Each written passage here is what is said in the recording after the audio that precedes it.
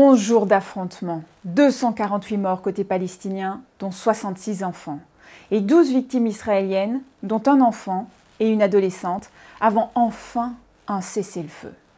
Ce regain brutal de violence entre l'armée israélienne et le Hamas s'est accompagné de milliers de fausses informations.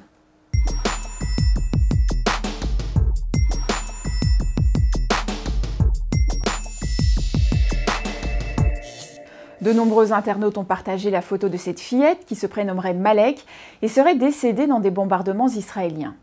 En réalité, elle n'est pas palestinienne, mais russe. Elle a fêté ses 5 ans en avril et elle est toujours vivante, comme le montre le compte Instagram de sa maman. D'autres photos d'enfants, présentées comme des victimes de l'armée israélienne, ont été utilisées à tort par des comptes très suivis. Selon ce spécialiste du Proche-Orient, cette guerre des images sur les réseaux sociaux n'a rien de surprenant. Tout ce que ce conflit a pu générer d'incompréhension, de rancune, de frustration, de haine, eh bien, doit transparaître dans ces réseaux sociaux qui amplifient en quelque sorte très largement ces souffrances. Et il y a aussi de la désinformation côté israélien. L'un des porte-parole du Premier ministre, Benjamin Netanyahou, a partagé cette vidéo sur les réseaux sociaux.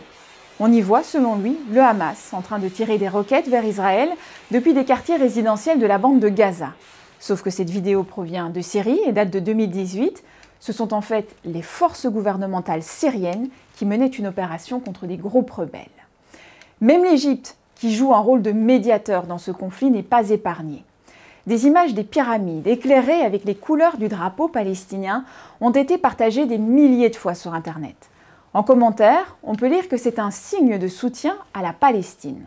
Or, c'est une image truquée, la photo initiale date de 2014 et ne laisse apparaître aucun drapeau. Mais la fausse information a pris une telle ampleur que le directeur général du site des pyramides a dû la démentir. Le conflit israélo-palestinien est un sujet particulièrement sensible, chaque camp cherchant à obtenir le soutien de l'opinion publique. Il y a toujours eu des informations de ce type, des commentaires plus ou moins absurdes, des post-vérités à n'en plus finir. Dans le sujet qui nous intéresse, la difficulté, c'est de cerner cette vérité. Elle est multiple, elle est confuse, elle est complexe. Donc chacun peut y trouver un aspect ou un autre. Cette désinformation risque donc encore de s'aggraver à l'avenir avec la multiplication des vecteurs de communication.